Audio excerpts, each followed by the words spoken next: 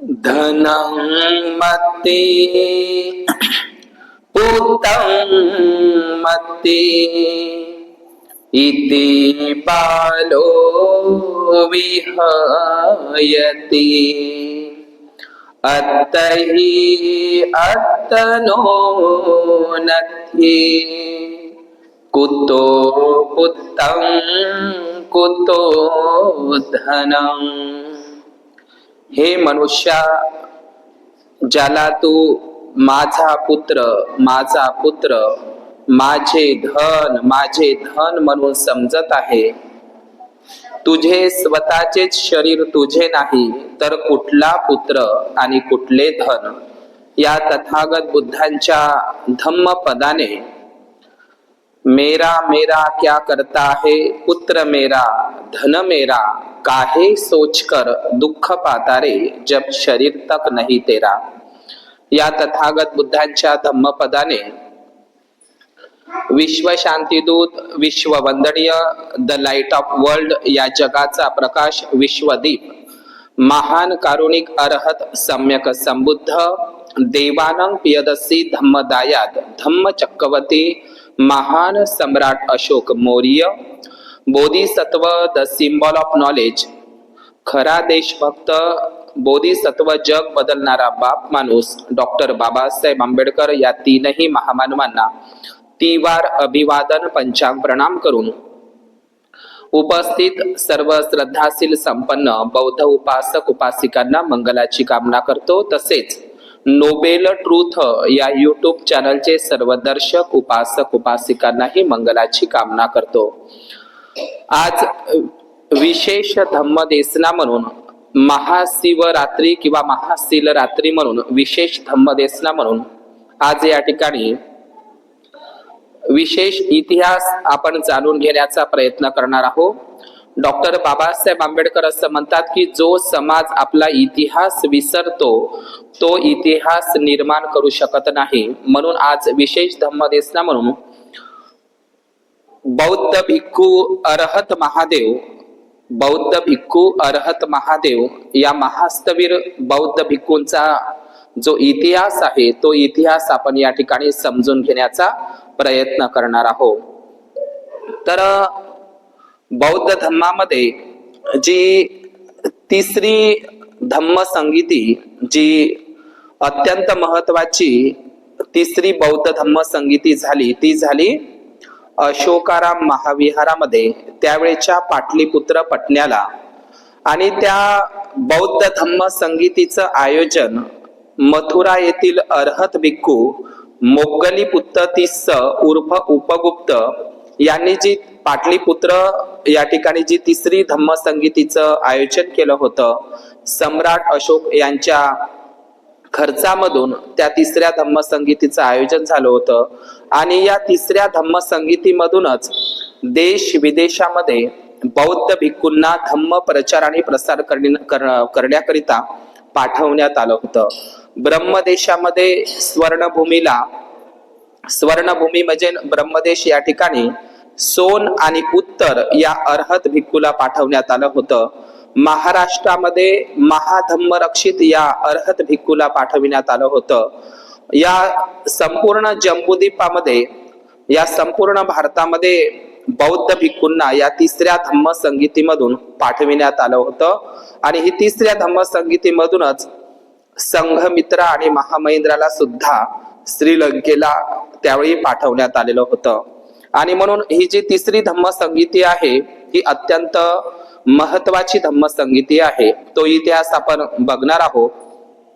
तर अरहत महादेव, जसं बौद्ध धम्मामध्ये मुक्ती आपण असं म्हणत असतो, तेने मुक्तीचारी साधी येल्या, तेने मुक्तीचारी साधी येल्या म्हणजेच काय, मुक्तीच्या एकूण 4 अवस्था आहे, सोतापन्न, सकतागामी, अनागामी आणि अरहत। ह्या मुक्तीच्या एकूण 4 अवस्था आहे।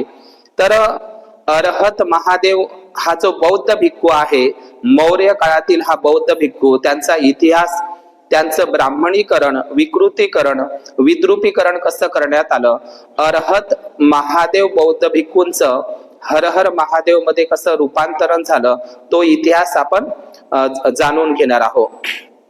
तर बौद्ध धर्मामध्ये आपण त्रिपिटकाचा अभ्यास केला तर आपल्याला सिवतिकाय पब्ब हा शब्द आपल्याला सापडत असतो. बौद्ध धर्मामध्ये कोलीय वंशाचा सुप्रवासा देवीचा जो सुपुत्र आहे अग्रलाभी सिवली, हा सिवली प्राचीन बुद्धाचा 80 अग्रश्रावकापैकीचा एक बौद्ध भिक्खू. तर शिव, मी हा इतिहास यापूर्वी सांगितलाय की शिव हा शब्द पाली आहे, शिव हा शब्द त्रिपिटकातला आहे. आणि या भारतामध्ये महाराष्ट्रामध्ये ज्या काही बौद्ध लेण्या आहे, बौद्ध गुफा आहे, त्या बौद्ध गुफांमध्ये शिवभूती नावाचे उपासक उपासिकांच्या नावाचा उल्लेख सापडतो. शिव हा शब्द संस्कृत आहे, पालीमध्ये स म्हणतात, शिव म्हणतात. आणि म्हणून शहामृक्ष, षटकोण आणि क्षत्रिय श हे पाली प्राकृत धम्मलिपीमध्ये येत नाही. च्या ठिकाणी स हा शब्द वापरला जातो. जसं आपण शरणंच्या ठिकाणी शरणं शब्द वापरतो त्याच ठिकाणी शिवच्या ठिकाणी शिव. तर शिवभूती, शिवनरी, शिवम, शिवदत्त, शिवपालनिका किंवा शिवरसिद हे बौद्ध गुफांमध्ये आपल्याला नाव सापडतात. तर शिव हा शब्द धम्मलिपीतला पाली प्राकृत शब्द आहे. तर अरहत बौद्ध भिक्खू जो महादेव भिक्खू आहे, या महादेव भिक्खूंच्या नावाच्या मागे देव हा शब्द आलेला आहे. आपल्या डोळ्यासमोर देव, देवी किंवा देवता हा शब्द जर आला तर आपल्याला असं वाटतं की तो ब्राह्मणी शब्द आहे, हिंदू धर्मातील शब्द आहे. जसं सब्ब देवता, रखं तू सब्ब देवता असा आपण शब्द नेहमी म्हणत असतो. किंवा बुद्ध वंदनेमध्ये देव मनुष्यानं बुद्धो भगवाती, किंवा परित्त पाठामध्ये आपण भूम्मा भूम्माच देवा किंवा असे शब्द आपल्याला दिसतात. म्हणजे देव, देवी, देवता आणि देवा हे शब्द मूळचे पाली धम्मलिपीचे शब्द आहे.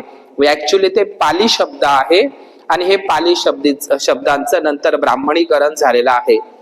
तर देव आणि देवी हा शब्द आजही उत्तर भारतामध्ये म्हणजे उत्तर प्रदेशामध्ये आणि बिहारमध्ये आजही तो शब्द महिलांना आजही तो त्यांच्या आधार कार्डवर लावला जातो. आणि ही परंपरा बुद्धिस्ट परंपरा आहे. बुद्धाच्या आईला महामाया देवी म्हणायचे, बुद्धाची आई आहे जी महाप्रजापती देवी. तर देवी हा जो शब्द आहे, देवी आणि देव हे मुळातच पाली धम्मलिपीतले शब्द आहे, लक्षात घ्यायचं आहे.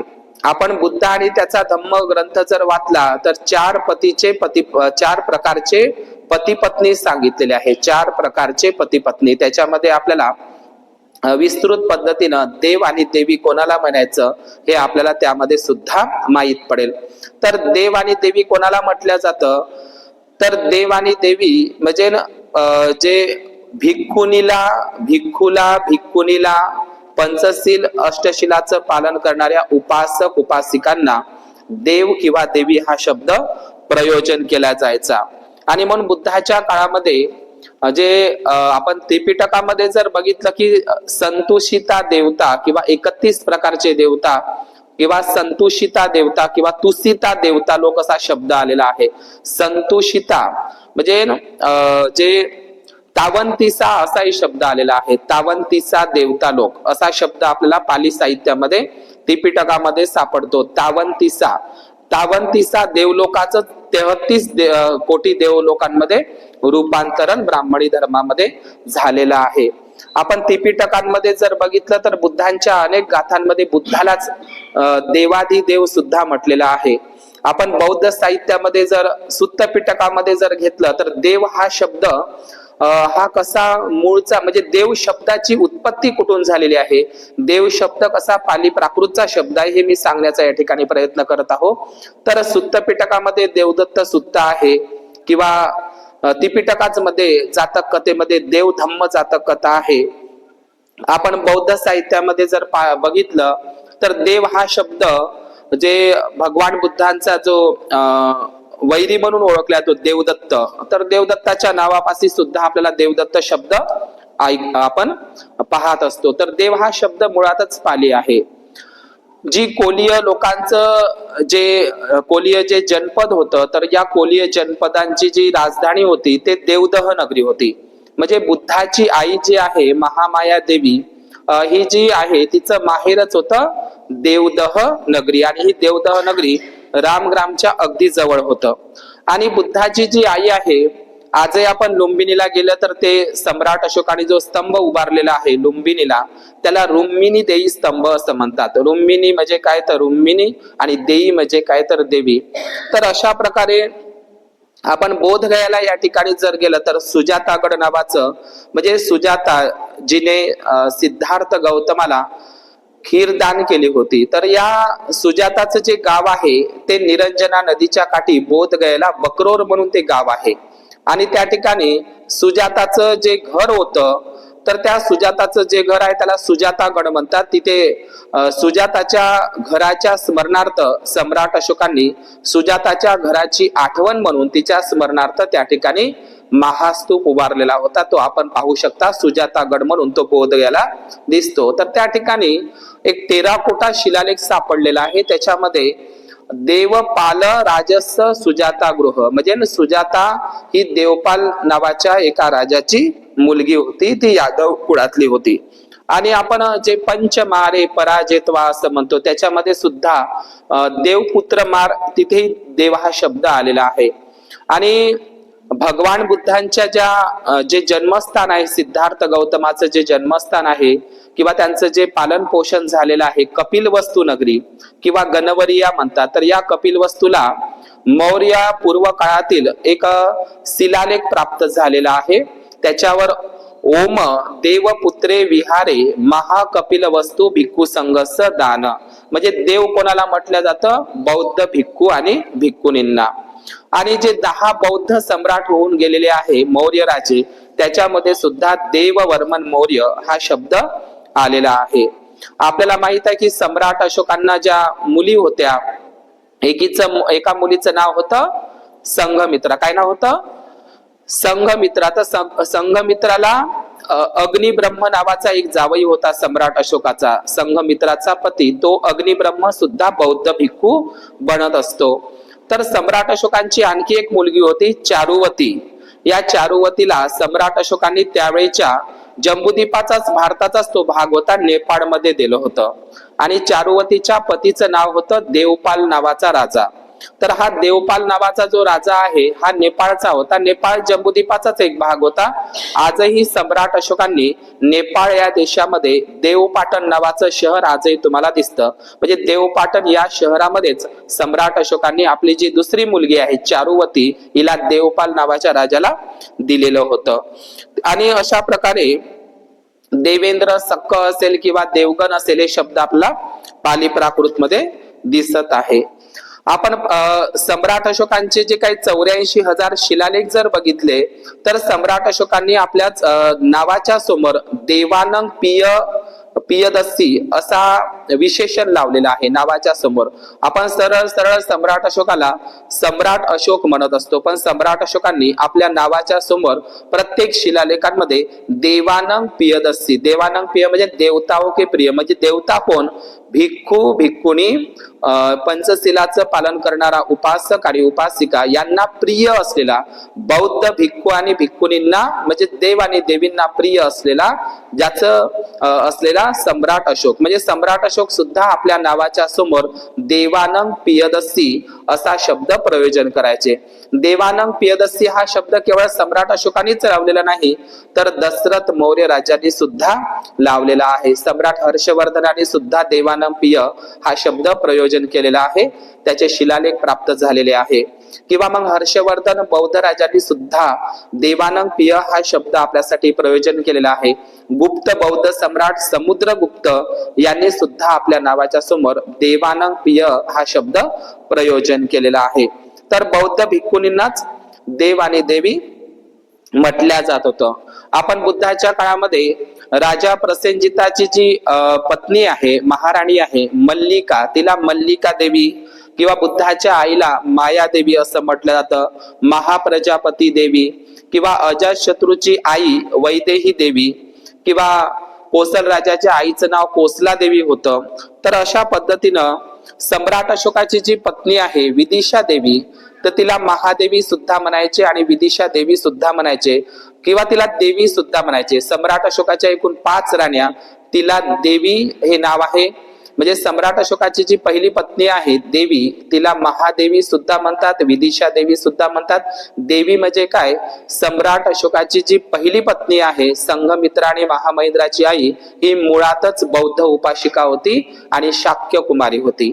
आणि सम्राट अशोकाची जी दुसरी पत्नी आहे कोरवकी, ही कलिंग देशातली, ती सुद्धा कोलीय वंशाची होती.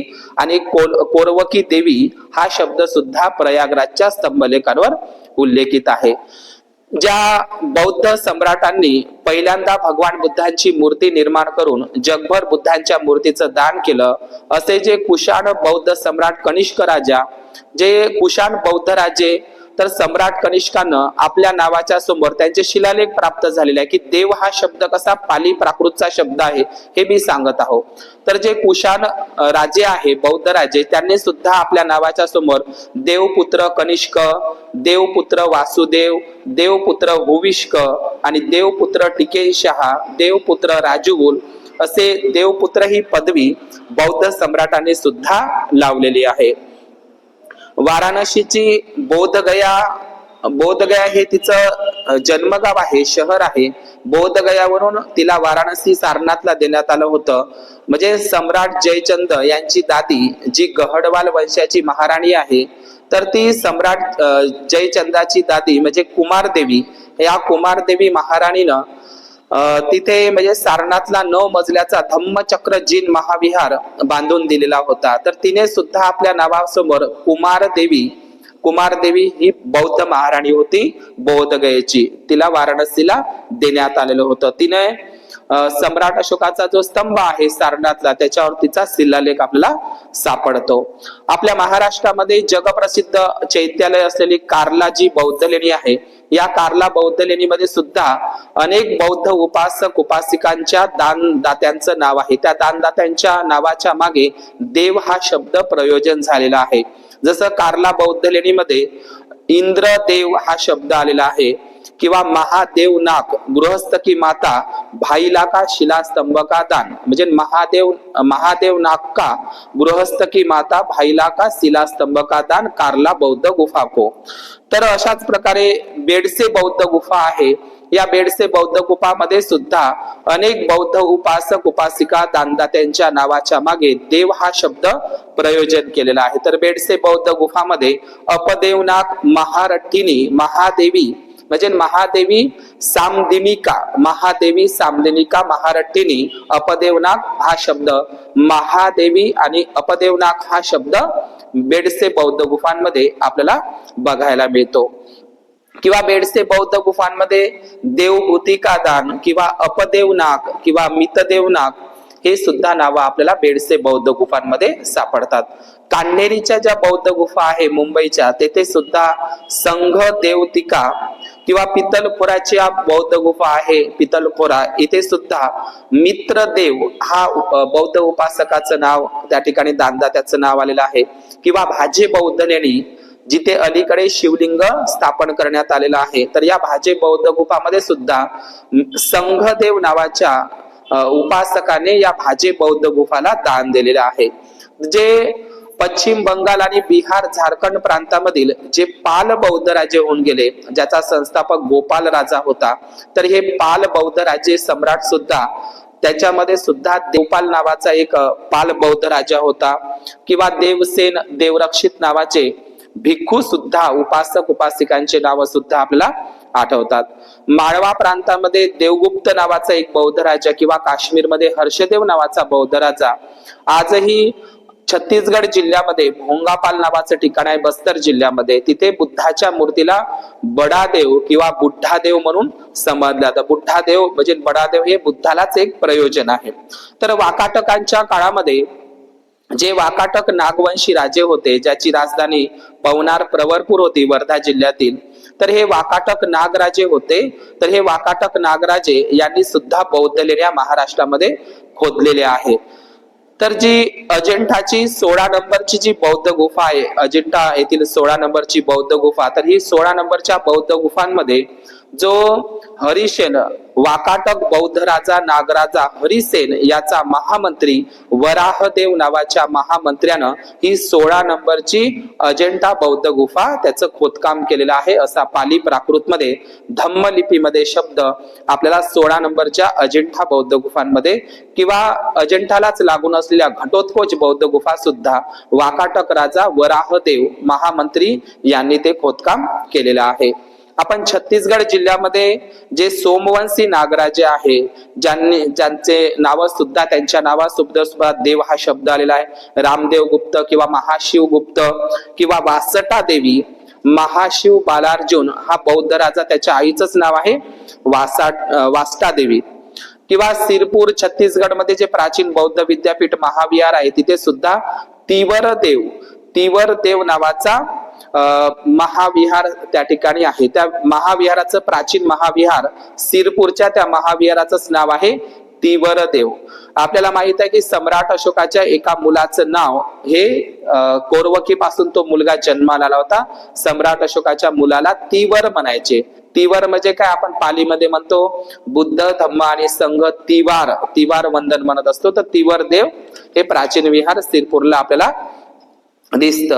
किंवा महादेव पठार नावाचं एक ठिकाण किंवा आपण भरूच स्तूपामध्ये जर बघितलं तर भरूच स्तूपामध्ये पाली धम्मलिपीमध्ये काही शिलालेख प्राप्त झालेले आहे. कलकत्त्याच्या म्युझियम मध्ये तिथे देवसभा, बंधुमती देवी, शिवला देवी किंवा सुधम्मा देवसभा, भगवतो चुडामहा असे भरूचच्या बौद्ध स्तूपांवर शिलालेख सापडलेले आहे. म्हणजे तेथे सुद्धा देवी हा शब्द बौद्ध उपासक उपासिका दानदात्यांसाठी प्रयोजन केलेला आहे. तर या भरवूत बौद्ध स्तूपांच्या शिलालेखांमध्ये श्री माया देवी, महकोका देवी, शिवला देवी, चुलकोका देवी, महादेवी, जातक कथा, चाप देवी, रेवती देवी, भगुदेवी, भदंत देवसेन, नागदेव, कुस्सदेव, विश्वदेव, नागदेव, भारणीदेव, ब्रह्मदेव आणि मित्रदेवी, देवरक्षित, इंद्रदेव आणि महादेव हे भरूचच्या बौद्ध स्तूपांमध्ये बौद्ध उपासक आणि उपासिकांच्या दानदात्यांच्या नावाच्या मागे देव हा शब्द प्रयोजन केलेला आहे. किंवा भरूच स्तूपामध्ये देवगिरीनो पंचनिकायस भिक्षुनो किंवा हु हतिक असन वनो महादेवस, देवपुत्तो अर्हत गुप्त देव वासुदेव हा जो हेलिओडोरस पिल्लर आहे विदिशाला, हेलिओडोरस पिल्लर्स विदिशाचा त्या ठिकाणी सुद्धा वासुदेव हा बौद्ध कुशाण कनिष्क बौद्ध सम्राटाचा पणनातू होता. तो सुद्धा वासुदेव हा एक बौद्ध राजा होता. तर सांचीच्या महास्तूपावर सुद्धा संघदेव, देवपुत्रा, देवभूती आणि आपल्याला माहित आहे जैन धर्माचे संस्थापक तीही एक श्रमण परंपरा आहे ऋषभदेव, जैन धर्माचे संस्थापक. आणि या संपूर्ण जम्बूद्वीप भारतामध्ये प्राचीन बौद्ध विहार आहे किंवा बौद्ध लेण्या, बौद्ध गुफा आहे त्यांच्या नाव सुद्धा देव या शब्दाशी प्रयोजित आहे. जसं उत्तर प्रदेशामध्ये ललितपूर जिल्ह्यामध्ये देवगड म्हणजे उत्तर प्रदेशातील एकमेव बौद्ध लेण्या म्हणजे देवगडच्या बौद्ध लेण्या. तर देवगड बौद्ध लेण्या हा उत्तर प्रदेशमध्ये आहे. जसं हरिद्वारला देवभूमी म्हणतात किंवा त्या देवभूमीला देवभूमी म्हणजे काय बौद्ध भिक्खू आणि भिक्खुनीलाच देव म्हणतात. देव म्हणजे श्रेष्ठ पुरुष, महान पुरुष. तर अशा देवभूमी हे हरिद्वार अरद्वार म्हटलं जातं. जसं एमपी मध्ये देवास हे जे शहर आहे, देवास हे सुद्धा प्राचीन बौद्ध स्थळ आहे. देवास म्हणजे जिथं देवता लोकांचा वास आहे, म्हणजे बौद्ध भिक्खू आणि बौद्ध भिक्खुनींचा वास ज्या ठिकाणी आहे म्हणून त्याला देवास म्हणतात. जसं आपल्या महाराष्ट्रामध्ये सुद्धा कोकणामध्ये देवगड नावाचं कोकणमध्ये सिंधुदुर्ग जिल्ह्यामध्ये एक ठिकाण आहे, किल्ल्याचं नाव आहे. आणि आपल्या अमरावती जिल्ह्यामध्ये सुद्धा महाराष्ट्रामध्ये देवगाव, देव म्हणजे कोणाला म्हटलं तर देव हा शब्दच मुळातच पाली आहे. बौद्ध भिक्खू आणि भिक्खुनींसाठी देव हा शब्द प्रयोग केला जायचा. जसं उत्तराखंड मध्ये देवप्रयाग आहे किंवा झारखंड जिल्ह्यामध्ये जे बैद्यनाथ मंदिर ओळखलं जातं, जे 12 ज्योतिर्लिंगापैकी, तर हे बैद्यनाथ प्राचीन काळातील पालकालीन बौद्ध विहार आहे. तर बैद्यनाथ म्हणजे काय तर भैषज्यनाथ बुद्धालाच म्हटलं जातं. देवघर म्हणजे ज्या ठिकाणी बौद्ध भिक्खू आणि भिक्खुनींचा देवता लोकांचा देवलोक म्हणजे काय बौद्ध भिक्खू आणि भिक्खुनी यांनाच म्हणतात, म्हणून ते देवघर हे बैद्यनाथ ठिकाण आहे. तर अशा प्रकारे देव हा जो शब्द आहे हा मुळातच पाली शब्द आहे. जसं या जम्बूद्वीप भारतामध्ये कलिंग देशामध्ये सम्राट अशोकाने जे 84,000 महास्तूप बांधले होते, तर त्यापैकीच कलिंग म्हणजे आजचं ओडिसा राज्य, या ओडिसा राज्यामध्ये देवळी नावाचा महास्तूप म्हणजे एका महास्तूपाचं महान सम्राट अशोकाने बांधलेल्या 84,000 महास्तूपांपैकीच्या एका महास्तूपाचं नाव म्हणजे देवळी महास्तूप हा आपल्याला ओडिसा राज्यामध्ये दिसते। किंवा देवळी म्हणजे काय, राजस्थानमध्ये सुद्धा देवळी एक प्राचीन स्थळ आहे, दिल्लीला सुद्धा देवळी आहे, किंवा गोंदिया जिल्ह्यामध्ये देवळी आहे, किंवा नाशिकमध्ये देवळाली आहे, किंवा देवकाली आहे, किंवा देवळी रेजिमेंट सुद्धा आहे। तर हे देवळी जे शब्द आहे तर हे प्राचीन बौद्ध भिक्खू आणि भिक्खुणींशी संबंधित आहे। मध्य प्रदेशामध्ये सुद्धा 84 योगिनी तंत्रयानीचे मितावली वज्रयोगिनी जे देवीचं मंदिर आहे, ह्या तंत्रयानी वज्रयानी बुद्धिस्ट लेण्या आहे। गुजरातमध्ये सुद्धा शामलाजी जे आहे देवनी मोरी, सम्राट अशोकांनी देवनी मोरी नावाचा महास्तूप गुजरातला बांधलेला होता। जसं मध्य प्रदेशामध्ये देऊर कोठार मध्य प्रदेशामध्ये आहे, किंवा पाटण देव किंवा देवटेक महाराष्ट्रामध्ये सम्राट अशोक, नागभीड पासून 8 किलोमीटर अंतरावर असलेलं सम्राट अशोकाचा शिलालेख त्या ठिकाणी सापडलेला आहे, चंद्रपूर जिल्ह्यातील देवटेक। आणि महादेवपल्ली बिहारमध्ये किंवा पन्हाळे काजीच्या ज्या बौद्ध गुफा आहे या सुद्धा देवरानवाडीमध्येच आहे।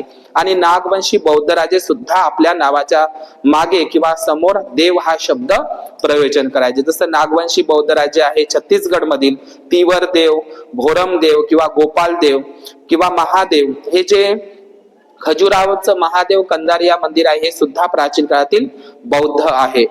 ज्या पल्लव बौद्ध राजवंशाचे राजे आहे ज्याला नरसिंह देव म्हणतात, युआनशांग जो 7व्या शताब्दीमध्ये चीनी बौद्ध भिक्खू आला होता, त्यांनी आपल्या प्रवास वर्णनामध्ये लिहिलेलं आहे बुद्धालाच त्यांनी महादेव म्हटलेला आहे।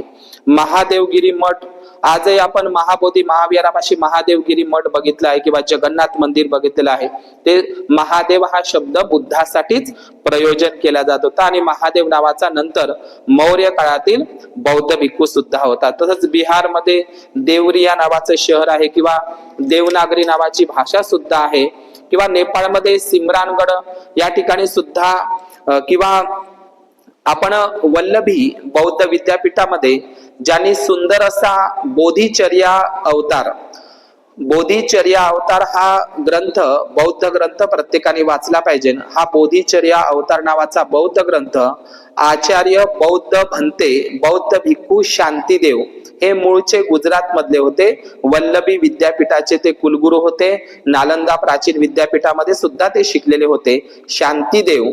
तर हे शांतीदेव एक विद्वान भिक्खू होते। तर शांतीदेव किंवा नालंदा विद्यापीठामध्ये जे बौद्ध भिक्खूंचे नाव सुद्धा आपल्याला सापडतात। नालंदा बौद्ध विद्यापीठामध्ये जे आचार्य लोक होते, जे बौद्ध भिक्खू होते, वरिष्ठ बौद्ध भिक्खू होते, त्यांची नावाच्या समोर सुद्धा आपल्याला देव हा शब्द प्रयोजन केलेला दिसतो। जसा नालंदा विद्यापीठाचे जे कुलगुरू होते शांतीदेव, जयदेव, आर्यदेव हे सुद्धा प्राचीन बौद्ध विद्वान भिक्खू नालंदा विद्यापीठाचे आचार्य कुलगुरू होते। जसं श्रीलंकेमध्ये देवमित्र, अनागारिक धम्मपाल, किंवा आजही आपल्या बौद्ध समाजामध्ये नागदेवे, नागदेवते, सातदेवे, सहादेवे, सुखदेवे हे जे आडनाव सापडतात हे बौद्ध धर्माशी संबंधित आहे। मी या आधी सांगितलं आणि पुन्हा सांगतो, नाथ हा शब्द मुळातच पाली आहे। लोकनाथेन पूजिता, बुद्धालाच लोकनाथ म्हणतात, आलोकनाथ सुद्धा बुद्धाला म्हणतात। आलोक म्हणजे प्रकाश होत असते, लाईट होत असते। तर बुद्धांचे अत्तही अत्तनो नाथो कोही नाथो परोसिया, तुम्ही स्वतःचा नाथ बना, दुसरा कोणीही तुमचा नाथ स्वामी बनू शकत नाही, हे बुद्धाने धम्मपदामध्ये सांगितलेलं आहे। नाथ हा शब्द मुळातच पाली आहे। या भारतातील जे नवनाथ पंथी आहे, आदिनाथ पंथी आहे, महानुभाव पंथी आहे, हे प्राचीन काळातील बौद्ध भिक्खूच आहे, पण ते वज्रयानी बौद्ध भिक्खू आहे। तर बुद्धालाच नाथ हा शब्द प्रयोजन केला तो लोकनाथ, आलोकनाथ, विश्वनाथ, जगन्नाथ असेल, सोमनाथ असेल, आर्यनाथ, सिंहनाथ, सारनाथ, आदित्यनाथ। आपण बुद्ध आणि त्याच्या धम्मग्रंथामध्ये जर बघितलं तर आदित्य हे बुद्धाचं गोत्र होतं। आदित्य म्हणजे सूर्य। तर आदित्यनाथ सुद्धा बुद्धालाच म्हटलं तर सिरीनाथ, रूपनाथ असेल, बुढानाथ असेल, ढेकीनाथ असेल, तिलोकीनाथ असेल, नागनाथ असेल, वैद्यनाथ, भैषज्यनाथ, पशुपतीनाथ, मंजुनाथ, बद्रीनाथ, अमरनाथ, मुक्तीनाथ आणि नरसिंहनाथ असे अनेक नाथ शब्द आपल्याला बुद्ध गुण गाथावलीमध्ये बुद्धाची एकूण 100 नाव आहे. बुद्ध सहस्त्र नामावली आपल्याला माहित आहे. पंजाब प्रांतामध्ये जे पठाणकोट, पंजाब या ठिकाणी रावी नदीच्या काठावर म्हणजे बौद्ध गुफा आहे. पठाणकोट बौद्ध गुफा, ज्याला मुक्तेश्वर धाम म्हणतात पंजाबमध्ये, त्या बौद्ध गुफांमध्ये सुद्धा शिव मंदिराची निर्मिती झालेली आहे. आपण बुद्धालाच जगन्नाथ म्हणतात आणि विश्वनाथ म्हणतात. आपल्या महाराष्ट्रामध्ये भंडारा जिल्ह्यातील जे पवनी नावाचं ठिकाण आहे, या पवनीला एकूण 5 महास्तूप लागलेले आहे. त्या ठिकाणी एका प्राचीन महास्तूपावर, सम्राट अशोकाने बांधलेल्या प्राचीन महास्तूपावर जगन्नाथाचं शिव मंदिर उभारलेलं आहे. तर सालबर्डी हे सुद्धा प्राचीन बौद्ध विहार आहे. सालबर्डीला प्राचीन बौद्ध गुफा आहे आणि सम्राट अशोकाचे शिलालेख आहे आणि ते सातपुडा पर्वतरांगाच्या शैलीमध्ये आहे. तसंच महिष्मती नावाचं जे ठिकाण आहे मध्य प्रदेशामध्ये, तर महिष्मती हे सुद्धा प्राचीन काळातील बौद्ध स्थळ आहे. तर देव हा शब्द आणि देव या शब्दाची कशी उत्पत्ती पाली धम्मलिपीशी संबंधित आहे. तर जे जगप्रसिद्ध बोरोबुदूर नावाचं इंडोनेशिया मधलं जे महाविहार आहे, जगातील सर्वात मोठं प्राचीन महाविहार बोरोबुदूर, तर त्या बोरोबुदूर या महाविहाराची निर्मिती करणारे आहे शैलेंद्र बौद्ध राजवंश. त्यांनी सुद्धा आपल्या नावाच्या मागे बलपुत्र देव, केसरी वर्मन देव किंवा देवावा रमन असे नाव, देव हा शब्द शैलेंद्र बौद्ध राजांनी सुद्धा वापरलेला आहे. तर अशा प्रकारे आपण देव आणि देवी हे शब्द बौद्ध धम्म लिपीची पाली भाषेतील शब्द आहे. नंतर देव आणि देवी हे शब्द विकृत झाले, ब्राह्मणीकरण झाले आणि त्याच्या नंतर 33 कोटी देवी देवतांमध्ये रूपांतरण झालेलं आहे. म्हणजेच बाबासाहेबांनी 22 प्रतिज्ञामध्ये देत असताना मी ब्रह्मा, विष्णू, महेश, राम, कृष्ण, गौरी, गणपती इत्यादी हिंदू धर्मातील कोणत्याही, हिंदू धर्मातील म्हणजे कोणत्याही म्हणजे 33 कोटी देवी देवतांना देव मानणार नाही किंवा त्यांची उपासना पूजा करणार नाही. आता 22 प्रतिज्ञामध्ये बाबासाहेबांनी देव मानणार नाही असा जो शब्द वापरलेला आहे, देव आणि देवी हे शब्द मुळातले पाली धम्मलिपीतले शब्द आहे, पाली भाषेतील शब्द आहे, हे आपण लक्षात घ्यायचं आहे. पण हे बाबासाहेबांनी 22 प्रतिज्ञेमध्ये मी देव मानणार नाही, याला देव मानणार नाही, रामकृष्ण गौरी गणपती यांना देव मानणार नाही, हे कशासाठी सांगितलं आहे? कारण ते देव म्हणण्याच्या लायकीचे नाही आहे, म्हणून मी त्यांना देव मानणार नाही किंवा त्यांची उपासना करणार नाही. म्हणजे देव या संज्ञेस देव म्हणण्याच्या लायकीचेच नाही, म्हणून त्यांना मी देव मानणार नाही, हे बाबासाहेबांनी 22 प्रतिज्ञेमध्ये सांगितलेलं आहे. तर आपण जे हर हर महादेव म्हटल्या जातं ते हर हर महादेव नसून अरहत महादेव आहे. आपल्या ठिकाणी महाराष्ट्रामध्ये पोळा नावाचा जो बैलाचा पोळा नावाचा सण असतो, तर त्या ठिकाणी लोक मग ते हर हर महादेव म्हणून वापरतात. तर वास्तविक पाहता त्या काळामध्ये तिवार नमन करा भन्ते अरहत महादेव, तिवार नमन करा भन्ते अरहत महादेव, तिवार नमन करा भन्ते अरहत महादेव असा तो शब्द होता. तिवार म्हणजे काय? 3 वेळा नमन करा कोणाला? अरहत भन्ते महादेव महास्तवीराला. तर हा महादेव महास्तवीर नावाचा जो भिक्खू आहे त्याची जन्म कहाणी आपण या ठिकाणी इतिहास जाणून घेऊया. हा ऐतिहासिक मौर्य काळातील सम्राट अशोकाच्या काळातील बौद्ध भिक्खू आहे. ज्या बौद्ध भिक्खूला सम्राट अशोकांनी धम्म प्रचारासाठी पाठवलेलं होतं. तर या भिक्खूचं अरहत महादेव, आता अरहत काही लोक अरहत म्हणतात, काही लोक अरिहंत म्हणतात, पण ऍक्च्युली पाली शब्द आहे अरहत, अरहत, अरहत. आता अरहत ही अवस्था आहे, सोतापन्न, सक्तागामी, अनागामी आणि अरहत ही शेवटची स्टेज आहे. आपण बुद्धालाही अरहतो है ना, नमो तस्स भगवतो अरहतो सम्मा संबुद्धस्व, मी नमन करतो त्या अरहत सम्यक संबुद्धाला जो जीवन मुक्त आहे, जागृत आहे. कोणाला म्हणतो आपण? ज्यांनी आपल्या तृष्णांवर ज्या विजय प्राप्त केलेला आहे, भवतृष्णा, विभव तृष्णा आणि काम तृष्णा, 36 प्रकारच्या तृष्णांवर ज्यांनी विजय प्राप्त केलेला आहे, ज्यांनी म्हणजे जगातील सर्वोच्च ज्ञान प्राप्त केलेलं आहे, मार सेनेला हरवलेला आहे, पंचमारे पराजित्वा म्हणजे पंचमार सेनेला ज्यांनी हरवलेला आहे, अशाला अरहत असं म्हटल्या जातं. अरहत ही अवस्था आहे. तर आपण अरहत बौद्ध भिक्खू महादेव महास्तवीर यांचा इतिहास समजून घेऊया. तर श्रीलंकेमध्ये महावंश नावाचा आणि दीपवंश नावाचा आणि बोधिवंश नावाचा एक ग्रंथ होऊन गेलेला आहे, म्हणजे तो 2000 वर्षापूर्वीचा. तर या महावंश ग्रंथामध्ये असा उल्लेख आहे की महान सम्राट अशोक राजाने मोग्गलीपुत्ततीस किंवा उपगुप्त यांच्या मार्गदर्शनामध्ये नेतृत्वामध्ये अशोकाराम महाविहार पाटलीपुत्र आताचे पटना या ठिकाणी तिसरी बौद्ध धम्म संगीती भरविण्यात आली होती. कारण सम्राट अशोकाच्या काळामध्ये 18 बौद्ध पंथ उपपंथ निर्माण झाले होते.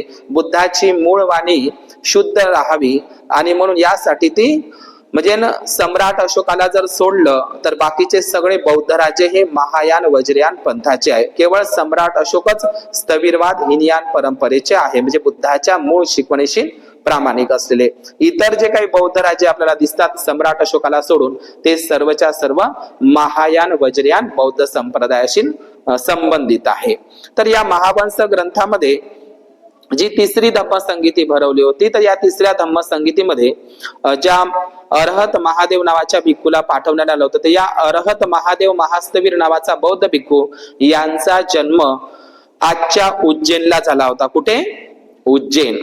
आता उज्जैन म्हणजे काय, तर बुद्धाच्या काळामध्ये 16 महाजन पद होती. आपण बुद्ध आणि त्याचा धम्मग्रंथ वाचला तर आपल्याला काय सापडते? 16 महाजन पद. तर या 16 महाजन पदापैकी अवंती नावाचं एक महाजन पद होतं बुद्धाच्या काळामध्ये. अवंतीचंच आताचं नाव आहे उज्जैन नगरी. आता हे उज्जैन नगरी शिप्रा नदीच्या काठावर आहे. लक्षात घ्या, बुद्धाच्या काळामध्ये या अवंतीला म्हणजे आताच्या उज्जैन शहरामध्ये चंड प्रद्योत नावाचा बौद्ध राजा राहत होता. चंड प्रद्योत. या चंड प्रद्योत नावाच्या बौद्ध राजांनी बुद्धाला आमंत्रित केलं होतं, पण बुद्धा आणि या अवंतीचा म्हणजे आजच्या उज्जैनचा महाकात्यायन ज्यांनी पालीचं व्याकरण तयार केलं, बुद्धाच्या काळामधला बुद्धाच्या 80 अग्रश्रावक भिक्खू मधला महाकात्यायन नावाचा बौद्ध भिक्खू हा अवंती उज्जैनचा होता. तो बुद्धाकडे पहिल्यांदा दीक्षा प्रवज्जा घेण्यासाठी गेलेला होता, ज्यांनी पालीचं व्याकरण केलेलं आहे. आणि नंतरच्या काळामध्ये सम्राट अशोकांनी 15 वर्ष त्या ठिकाणी राज्यकारभार केलेला होता. कुठे? उज्जैनला.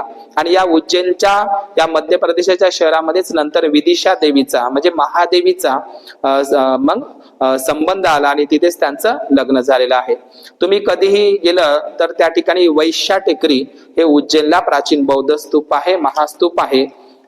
आणि त्या ठिकाणी उज्जैनच्या ठिकाणी जे शिप्रा नदीच्या काठावर जे महाकालेश्वर जे मंदिर म्हणून ओळखलं जातं, हे महाकालेश्वर मंदिर हे बौद्ध महाविहारांवर निर्माण झालेलं आहे. किंवा ते म्हणजे या अरहत बौद्ध भिक्खूंचा जो जन्म आहे 3री शताब्दी ईसापूर्व. लक्षात घ्या, अरहत बौद्ध भिक्खू महादेव महास्तवीरांचा जन्म उज्जैन या ठिकाणी झाला, त्यांची 3री शताब्दी ईसापूर्व. आणि त्यांचे जे धम्मदीक्षा गुरु होते मथुरा येथील मोग्गलीपुत्ततीस यांच्याकडून या अरहत महादेव बौद्ध भिक्खूंनी प्रवज्जा उपसंपदा ग्रहण केलेली होती. आणि महान सम्राट अशोकांनी या तिसऱ्या धम्म संगीतीमधून पाटलीपुत्र पटण्यावरून या अरहत बौद्ध भिक्खू महादेव महास्तवीराला धम्म प्रचार प्रसारासाठी आजच्या मध्य प्रदेशामधलं महिष मंडल, महिष्मती किंवा माळवा प्रांत, नागद्वार, पचमडी, सालबर्डी, बांधवगड, दक्षिण खानदेश किंवा नर्मदा भेडाघाट या मध्य प्रदेशातील प्रांतामध्ये महादेव भिक्खूंना पाठवण्यात आलं होतं. म्हणजे नागद्वार पचमडी या ठिकाणी सुद्धा 5 बौद्ध गुफा आहे. नागद्वार पचमडी आणि सालबर्डी बुद्धलेणी या ठिकाणी अरहत महादेव महास्तवीरांनी वर्षावास केलेला होता. तर सम्राट अशोकांचा जो सुपुत्र आहे राजकुमार राजपुत्र महामहेंद्र, या महामहेंद्राला जेव्हा त्यांनी प्रवज्जा घेतली तर त्यांचे उपाध्याय होते मोग्गलीपुत्ततीस. म्हणजे महामहेंद्र बौद्ध भिक्खूंचे जे उपाध्याय होते ते होते मोग्गलीपुत्त तिस्स, परंतु प्रवज्या गुरु हे अरहत महादेव महास्तवीर होते. म्हणजे लक्षात घ्यायचं आहे, महामहेंद्र भिक्खूला प्रवज्जित करणारे, प्रवज्या देणारे बौद्ध भिक्खू म्हणजेच अरहत महादेव महास्तवीर भिक्खू होते. आणि संघमित्रांना ज्या चिवर दिलं होतं, प्रवज्या देणाऱ्या भिक्खुणी होत्या, एकीचं नाव होतं आयुपाला आणि धम्मपाला. आयुपाला आणि धम्मपाला नावाच्या बौद्ध भिक्खुनींनी संघमित्राला प्रवज्या दिली होती, हे लक्षात ठेवायचं आहे. तर महामहेंद्र भिक्खूंचे जे उपाध्याय आहे ते मोग्गलीपुत्त तिस्स आहे, पण प्रवज्या गुरु अरहत महादेव महास्तवीर भिक्खू आहे, हे लक्षात ठेवायचं आहे. तर अरहत महादेवचं हर हर महादेव नंतरच्या काळामध्ये जे प्रयोजन झालेलं आहे हे ब्राह्मणीकरण झालेलं आहे. तर महाशब्द महा अधिक देव याचा संधी विग्रह जर केला तर महा अधिक देव, तर महा हा शब्द बौद्ध विशेषण आहे. आपण पाहिलं असेल बौद्ध साहित्यामध्ये महा हे एक विशेषण आहे. जसं बुद्धाच्या आईला महामाया म्हणतात, महाप्रजापती, महाप्रज्ञावती खेमा किंवा महाबोधी किंवा महाविहार, महाद्वार, किंवा भगवान बुद्धांचा जो अग्र शिष्य आहे महामोग्गलायन, महाकाश्यप, महाकात्यायन, महानाम, किंवा बौद्ध धम्मामध्ये जे सुत्त पिटकामध्ये महागोविंद सुत्त, महासुदर्शन सुत्त किंवा महासमय सुत्त, महामंगल गाथा किंवा महामंगल जय मंगल अट्टगाथा किंवा महापरित्त पाठ, महावीरो किंवा महापरिनिर्वाण, महाभिनिष्क्रमण किंवा जातक कथेमध्ये सुद्धा महा हे शब्द प्रयोजन दिसतो. जसं जातक कथेमध्ये महाकपी जातक कथा, महाजनक जातक कथा किंवा महाधम्मरक्षित, महावंश, महाउपासक, महाउपासिका, महानदी किंवा महामयुरी नावाचा बौद्ध ग्रंथ. तर असा महा हा जो शब्द आहे, महा या शब्दाचा अर्थ होतो महान, मोठा, श्रेष्ठ, अग्र, प्रवर, ज्येष्ठ, श्रेष्ठ, उत्तम, अतिउत्तम. तर किंवा श्रेष्ठ पुरुषाला महा, महा म्हणजे महान, बडा, श्रेष्ठ, अग्र, आर्य, अशा प्रकारे महा हे बौद्ध विशेषण आहे. तर देव हा शब्द सुद्धा पाली धम्मलिपीतला शब्द आहे आणि महा हे बुद्धिस्ट शब्द आहे. म्हणून देव, देवी, देवता, देवा, सम्राट अशोकालाच देवानंग पियदस्सी म्हटला जातो आणि एकेरी भाषेमध्ये देवा. तर हे जे देवा हो देवा हे जे शब्द आहे सम्राट अशोकासाठीच प्रयोजन केल्या जात होते. आणि नंतरच्या काळामध्ये म्हणजे आपण खास करून हर हर महादेवचं अरहत महादेवचं हर हर जे महादेव झालेला आहे, तर हर हर महादेव नसून तो मौर्य काळातील बौद्ध भिक्खू अरहत महादेव बौद्ध भिक्खूंचं नाव आहे. आणि बौद्ध भिक्खूला नंतर महादेवाला शिवशंकरामध्ये परिवर्तित करण्यात आलेला आहे. तर आपण खास करून देव, देवी हे शब्द मुळातच पाली शब्द आहे आणि या देव, देवी हे शब्द नंतर त्याचं विकृतीकरण झालं, ब्राह्मणीकरण झालं. नंतर 33 कोटी देवी देवता जे गायीच्या पोटात राहतात असं म्हटलं जातं, किंवा अशी हे देव आणि देवी हा जो शब्द एवढा विकृत झाला, इतका विकृत झाला की देव आणि देवी शब्द आपल्या समोर जरी आपण ऐकला तरी आपल्याला कसं तरी वाटतं. परंतु देव, देवी, देवता हे शब्द पाली धम्मलिपीतले शब्द आहे. बौद्ध भिक्खुनी, उपासक, उपासिका, बौद्ध सम्राट, बौद्ध राजे, धम्मराजे यांच्यासाठी तो शब्द देवपुत्र, देवमित्र किंवा देवानांग पियदस्सी, सम्राट अशोकाच्या पत्नीचंच नाव आहे देवी. देवी म्हणजे महाउपासिका. तर अशा प्रकारे देवी आणि देव या शब्दाचं नंतर चोरीमारी झालेली आहे. प्रतिक्रांतीच्या नंतर ब्राह्मणीकरण झालेलं आहे आणि अनेक दगडाधोंड्याचे देव, देवी, देवता तयार करण्यात आलेले आहे. तर अशा प्रकारे बौद्ध भिक्खू अरहत महादेव महास्तवीराची ही कहाणी मी या ठिकाणी, हा इतिहास हा रिअल इतिहास आहे अरहत बौद्ध भिक्खू महादेव महास्तवीरांचा. तर या ठिकाणी मी थांबतो. भवतु सब्ब मंगल, भवतु सब्ब मंगल.